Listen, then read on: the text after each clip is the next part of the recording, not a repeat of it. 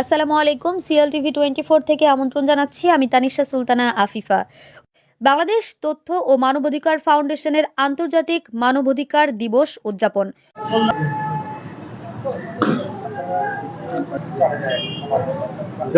হাঁটে আসেন একটা।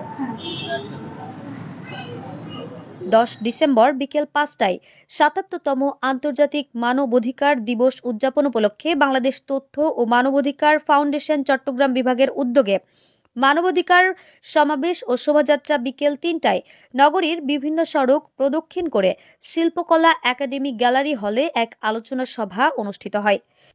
রেজিস্ট্রেশন প্রাপ্ত হয়েছি 2009 সাল থেকে বিগত 16 বছর যাবৎ ধারাবাহিকভাবে আমরা ঈদ বস্ত্র বিতরণ, শীত বস্ত্র বিতরণ, শিক্ষা সামগ্রী বিতরণ সহ নারী নির্যাতন, শিশু নির্যাতন, ইফটিজিং প্রতিরোধে এবং শুধু দেশ নয় দেশের বাহিরে। বিভাগীয় কমিটির কার্যকরী সভাপতি আলহাজ লায়ন মোহাম্মদ আলমগীরের সভাপতিত্বে এতে চট্টগ্রাম মেট্রোপলিটন পুলিশের উপ police commissioner crime and operations Mohammad Raisuddin প্রধান অতিথি এবং বাংলাদেশ তথ্য ও মানবাধিকার ফাউন্ডেশনের কেন্দ্রীয় যুগ্ম মহাসচিব লায়ন মতিউর রহমান সৌরভ প্রধান আলোচক হিসেবে উপস্থিত ছিলেন।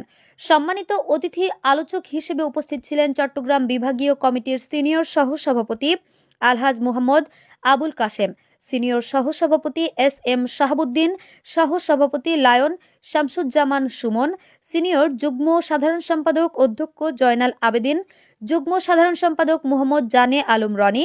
বক্তব্য রাখেন সহসভাপতি নূর নবী মিয়া, যুগ্ম সাধারণ সম্পাদক নূর নবী রাজু, মোহাম্মদ জসিমউদ্দিন চৌধুরী, লায়ন হাবিবুল্লাহ চৌধুরী স্বপন, সাংগঠনিক সম্পাদক লায়ন মীর হোসেন মাসুম, অর্থ সম্পাদক মোহাম্মদ আব্দুল কাদের, দপ্তর সম্পাদক নূর জামাল চৌধুরী, শিক্ষা সম্পাদক আনিসুল ইসলাম, সম্পাদক মণ্ডলীর লায়ন সুমন চক্রবর্তী, মোহাম্মদ মুত্তালিব হোসেন, রাব্বি হোসেন জাহিদ, মোহাম্মদ আলাউদ্দিন, নুরুল হক চৌধুরী, জসিমউদ্দিন কোম্পানি, সাবরিনা সাবা, আম্বিয়া নূপুর, শামিমা আক্তার, মৌ চৌধুরী, নাজমা আক্তার, আমিনা বেগম ডলি, সোমা মুতসুদ্দি, মুস্তফা কামাল, যদু দাস, মাহফুজুল ইসলাম ফাহাদ, আবু রায়হান প্রমুখ। প্রধান অতিথি উপ পুলিশ কমিশনার মোহাম্মদ রইসউদ্দিন বলেন, একটি ঘোষণাপত্র জারি করা হয় যেটাকে universal declaration of human rights বলা হয়।